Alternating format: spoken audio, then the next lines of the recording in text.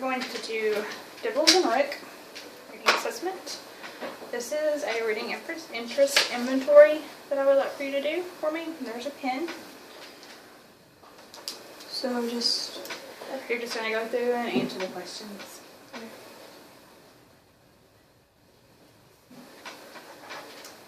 Our dad's already done one.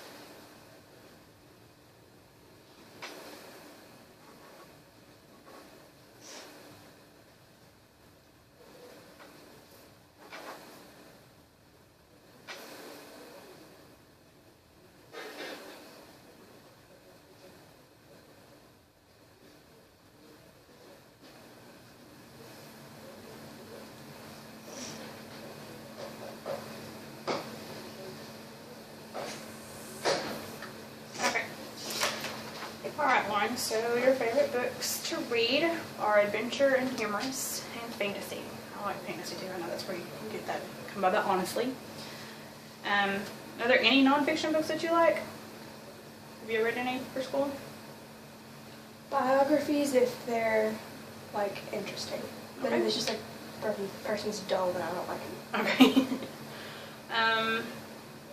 So you like people like you, your age, fantasy. That all makes sense. What's your favorite character? A girl leader. Okay. Do you have a specific one, or are you just like strong female leads? Yes. Okay. You read books. Yeah, magazines aren't really very relevant anymore. Okay. We go to the bookstore sometimes. Could be a third. And is The Land of the Stories series, is that by the guy from Glee? What's his name? Chris Colfer. Chris Colfer. Okay. And textbooks, yeah, nobody likes reading textbooks, but we have to read them. So thank you for that, and that'll help me later with deciding what to build your lesson. First, we're going to do the one labeled 1. I'm going to tell you to turn it over. You're going to turn it over. What we're going to do is you're going to read the story to me. You're going to do your best. If you don't know a word, I will read it for you. You're going to keep reading until I say stop. And then I want you to be ready to tell me about the story when we finish. So, you're going to flip this over for me. And I'll take your pen. You don't need that anymore. Thank you. Okay, so you're going to start here. When I say go, you're going to go. And start. Warm air means change in the winter, in the weather, and summer means travel to many families. For the Chin family, this summer was going to be an exciting time for the year. For the first time, they would take the underground train ride from their home in southern China and travel to Hong Kong. Jackie was very excited about the visit. Jackie Chan, the movie star, was one of his heroes, and he liked to imagine that one day he would meet the famous star from Hong Kong. They would become good friends, smiling and laughing that their names were almost the same. The family had spent much time learning about Hong Kong. Still, they were surprised at what they found when they got off the train and walked onto one of the cities. Old Chinese ways blended with new Western culture, and the result of British rule of the island for hundreds of years. The city was totally Okay, you can stop.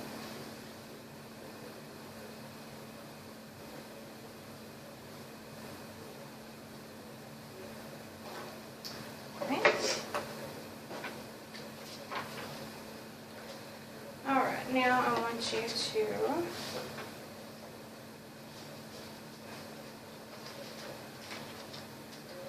tell me about what you read. I read about,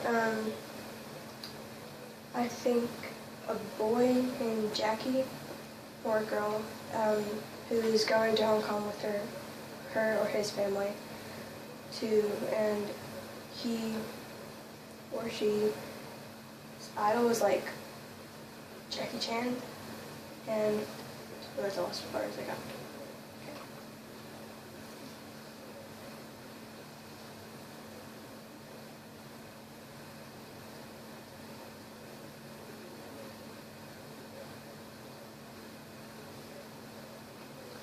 Alright, now you're going to do the second story.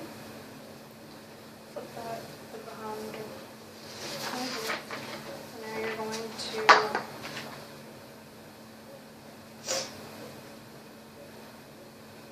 start here. Take a deep breath, and now we're going to go. Many different organisms live in the salty water of the world's oceans, and one of the most useful and nutritious is seaweed. There are thousands of species of seaweed that grow in different shapes and colors. Seaweed grows in small bunches or in vast underwater forests and attaches itself to objects or to the ocean floor. Seaweed absorbs nutrients from the water and, like other plants, it makes its own food. Also, like other plants, it needs sunshine to produce its food, so it grows mainly in shallow water. A single plant can be very short or as long as 300 feet. In nature, seaweed provides safe habitat and food for many different sea animals. It is an important part of the ocean's food chain because seaweed is rich in vitamins and minerals that are necessary for many creatures.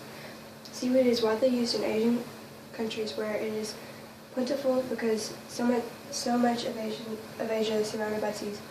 It can be grown and harvested like land crops, and a practice that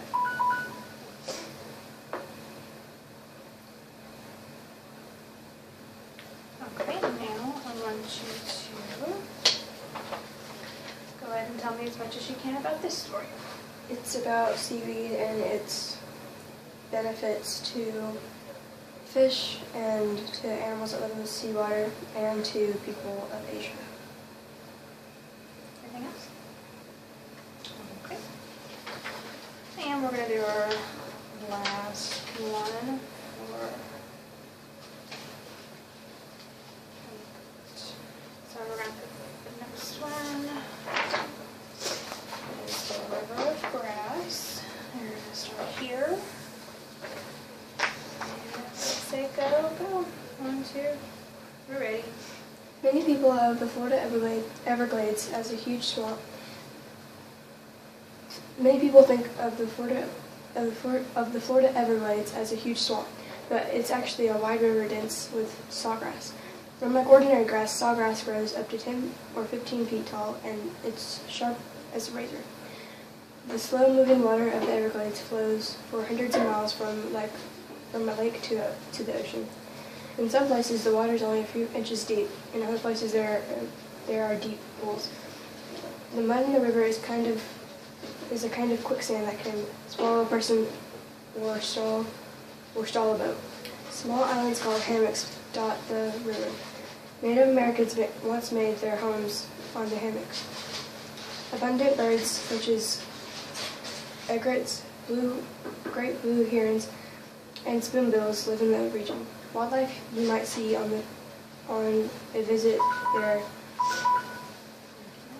Alright, now you're going to tell me about this one, please.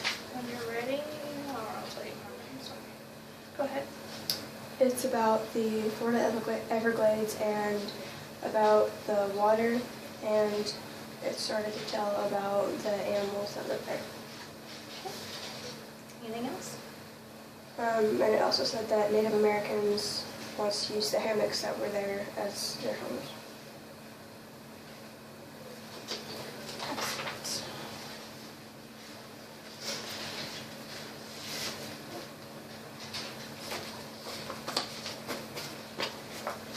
Alright, now we're going to do the second part. Now we're done with that. I'll take it from you. I'm going to do this. Okay. this one you're going to, let me get my stuff.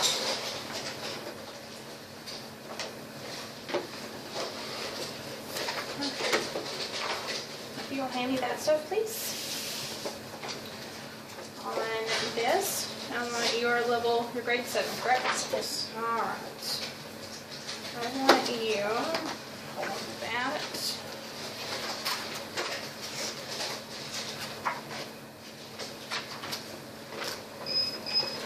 You're going to start on this side at level 5, and you're just going to read the sentences and just go ahead and do that. And this is not counted. So go ahead and just start with level 5 and read this to me. Athletic shoes come in all kinds of colors. Serious players manage to practice a lot. The cheap pair of shoes doesn't last very long. Okay, and you're going to go to 6. He was searching for the evidence. She realized the rock formations were too high. The conversations hopped to the forest or the mountain. Okay, 7. Unfortunately, she was confused about the next activity. The submerged rocks were dangerous. She disappeared around the bend at a rapid rate. Okay. What's next? Ascending the mountain was rigorous and hazardous. The cliff provided a panoramic view of the valley. The incubation period lasted 2 weeks. The abduction made everyone suspicious. The detective was, I don't know that word, by the community. Besieged by the community. Her past complexion made her look older. Her pasty complexion. There you go. Alright, so you've got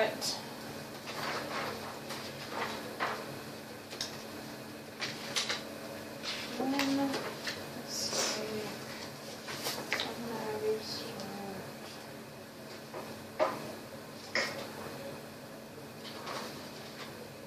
I'm gonna go ahead and start you on your level that you are in.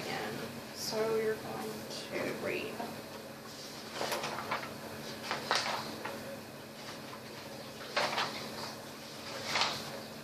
This one.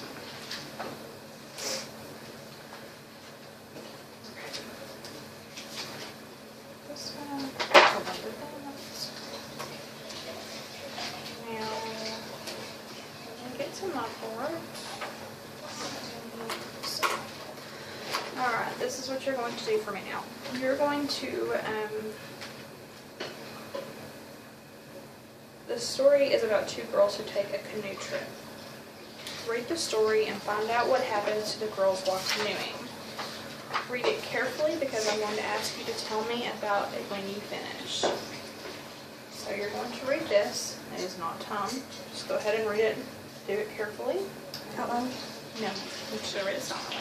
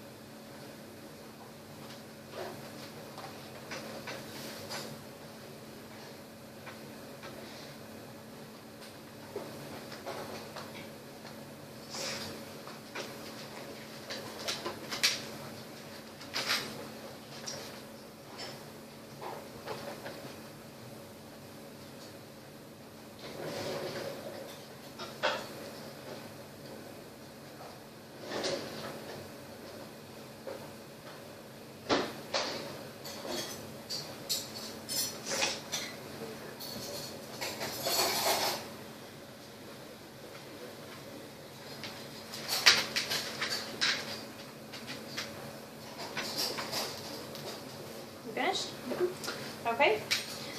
I want you to tell me about the story you just read, please.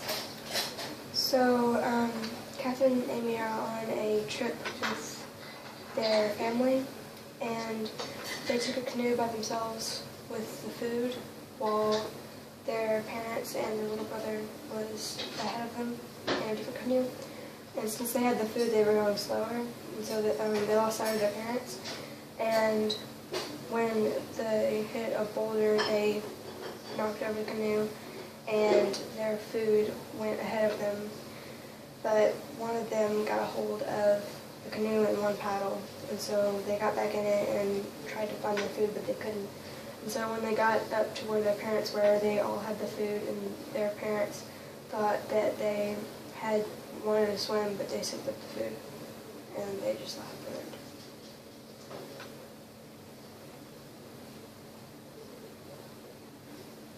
Okay. You can just look at the rest. And where did the story take place? On a river. Okay. And why couldn't the girls catch up to the floating coolers? Because they only had one paddle.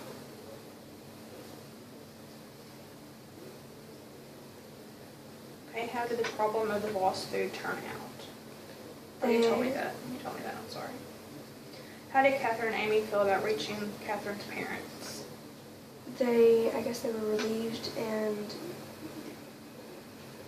cheerful, maybe. Okay. And why is all's well that ends well a good thing for this story? Good theme for this story? Because the bad situation turned out okay because they found the food.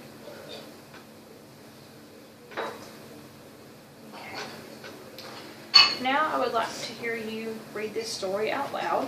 You're going to read the story, and then it's not timed. So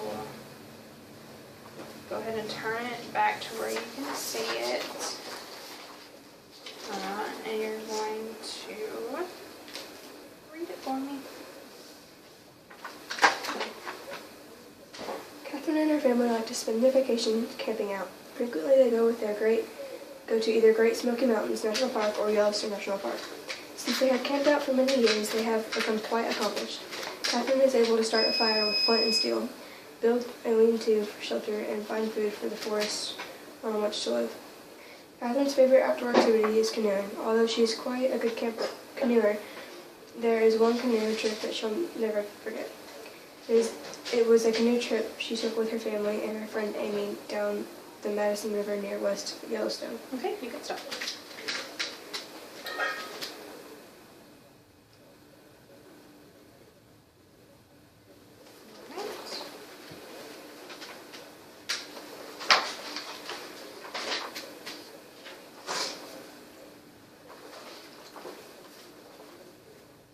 Now you're going to go and flip to the second story, please.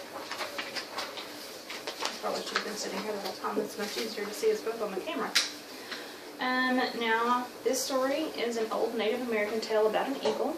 Read the passage and try to identify the message the story tells.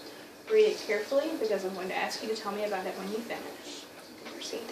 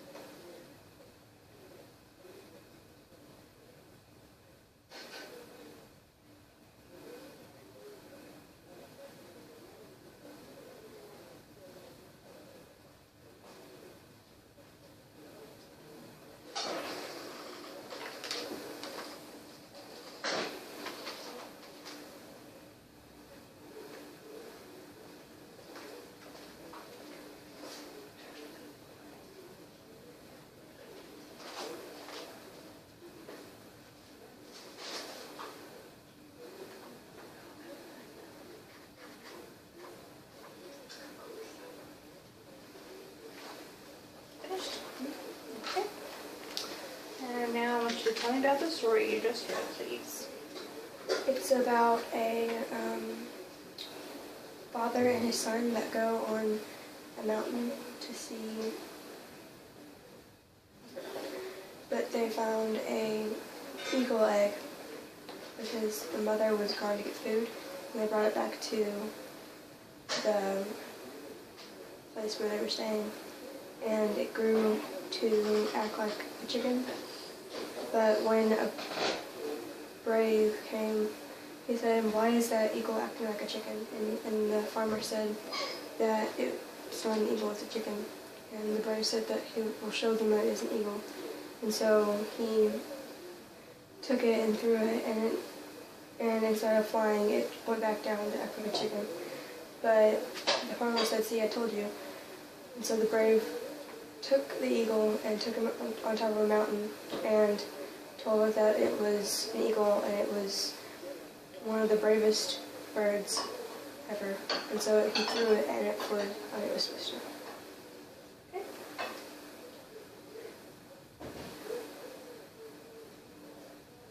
Where else did the story take place besides the farm? I don't know. Oh, the mountain. Okay. What was a problem presented in the story? I would have run, you said that, I'm sorry. What was that here for?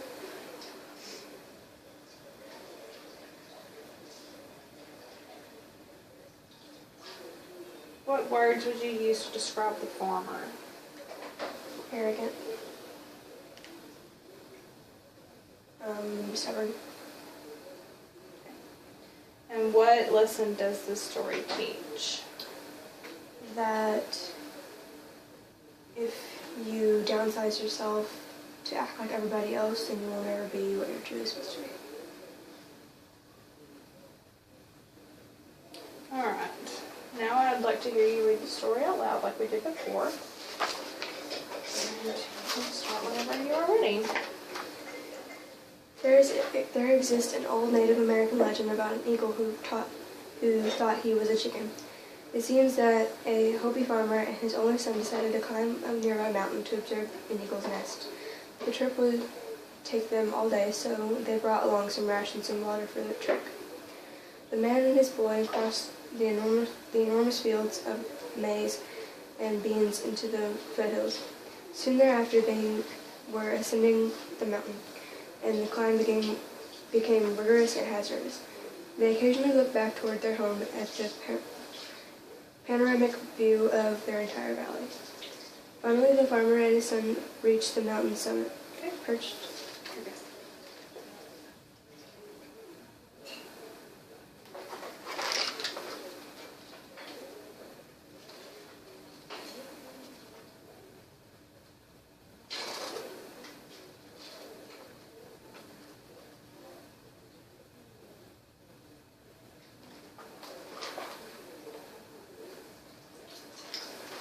Alright. I think that we are about done with this. Thank you very much for helping me. I appreciate it. I hope you enjoy your snacks and your yoga pants.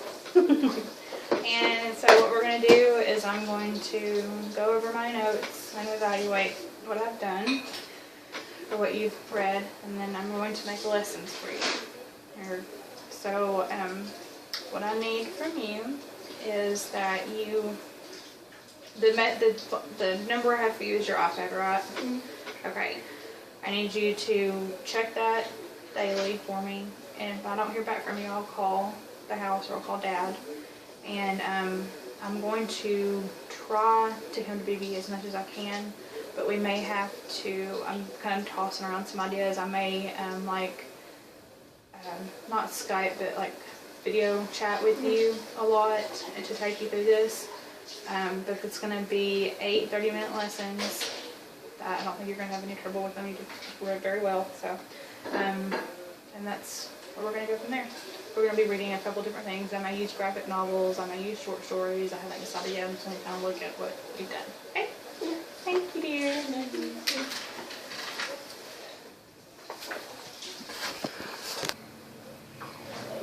Okay. break and I reviewed my stuff and I realized that we've got one more part to do. I apologize. I'm going to read a story to you. I want you to listen carefully because I have to ask you some questions when we get finished. Okay.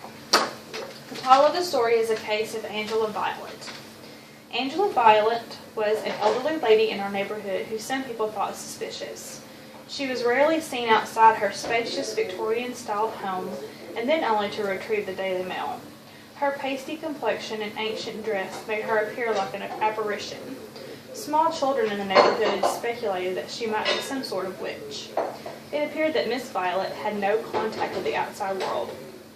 One autumn day, news spread through the community that a high school cheerleader, Katrina Bowers, had disappeared. The police feared that Katrina had been abducted. State and local police joined forces with the Federal Bureau of Investigation in a massive search effort.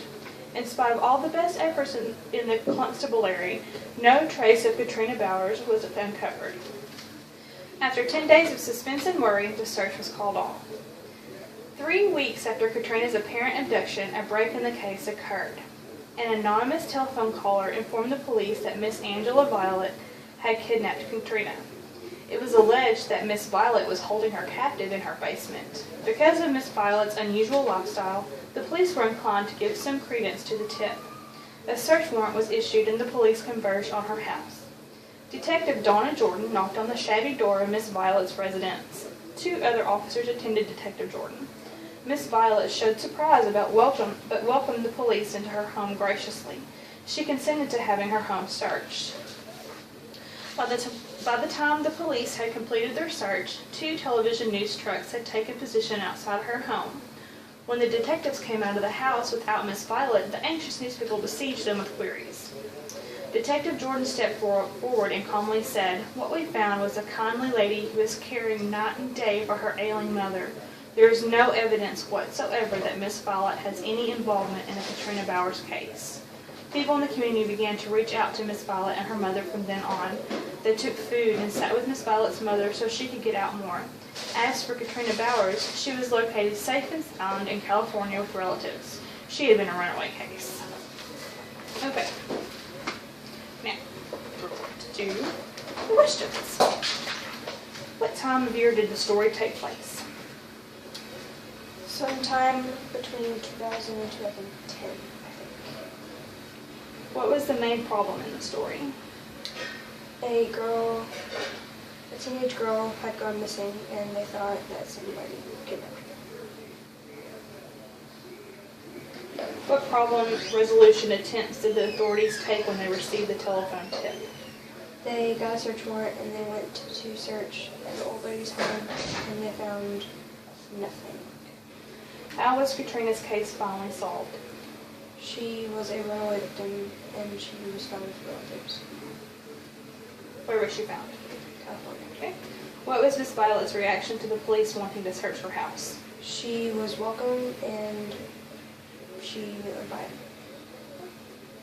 What kind of person was Miss Violet? A kind who was taking care of her. What did the people in the community do after Miss Violet was proved innocent? They realized that she was actually a nice woman, and they started taking food to her mother and helping her so that she could get out. Okay. What is the lesson of the story? That you should not judge a book by its cover, or that you should not judge a person by how they look. All right. So now we're going to have to do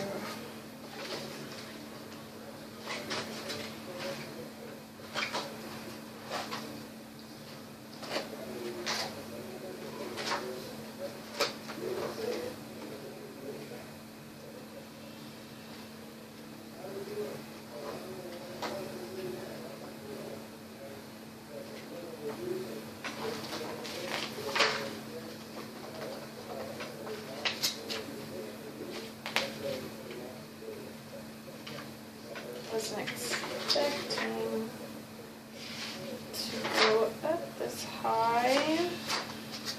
So, alright, I'm going to read the next passage. which is going to be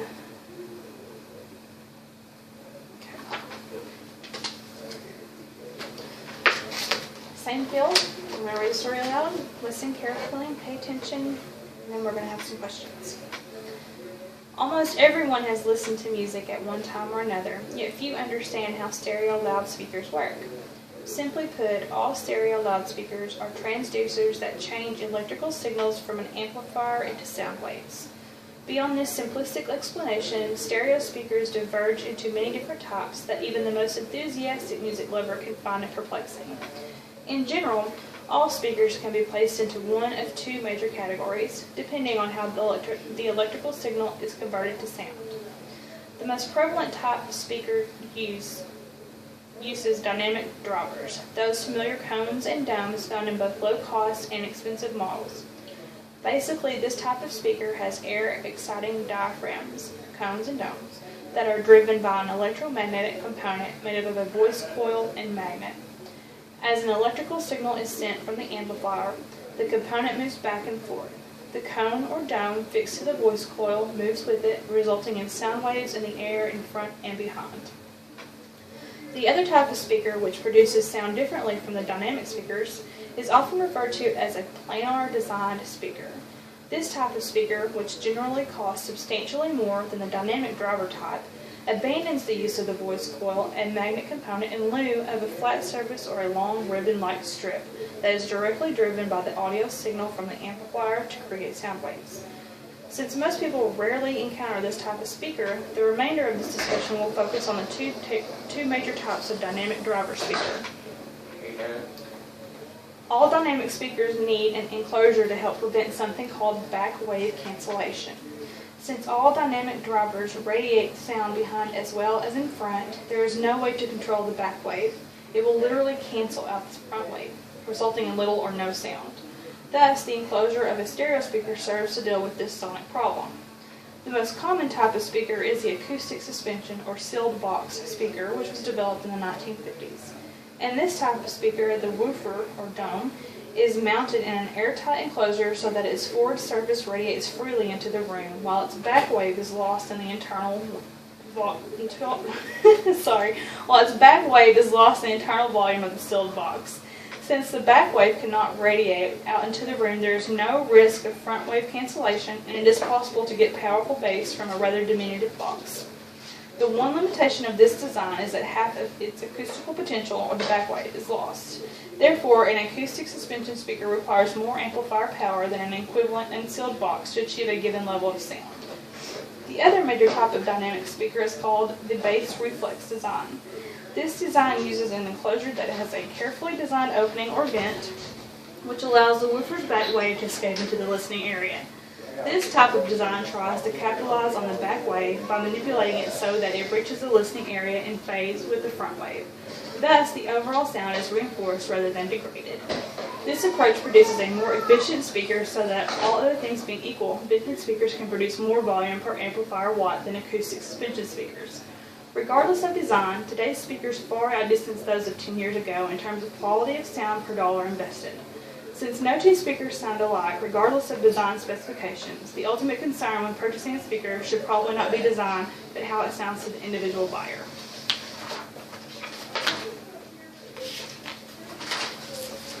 Okay, what causes the sound to come out of a speaker? I don't know. That something changes the electrical vibrations into sound waves. How are dynamic speaker drivers and planar speaker drivers different? No idea. Why is back wave a problem for makers of stereo speakers? No idea. Describe how acoustic suspension speakers eliminate back wave problems. No idea. How is a bass reflex speaker different from a sealed box speaker? All I know is that the sealed box speaker is probably more common.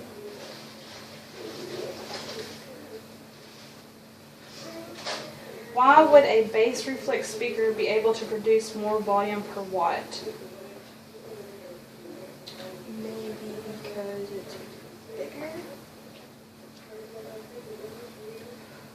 Why did the passage suggest that the final choice in buying a speaker should be how it sounds to the buyer rather than design type?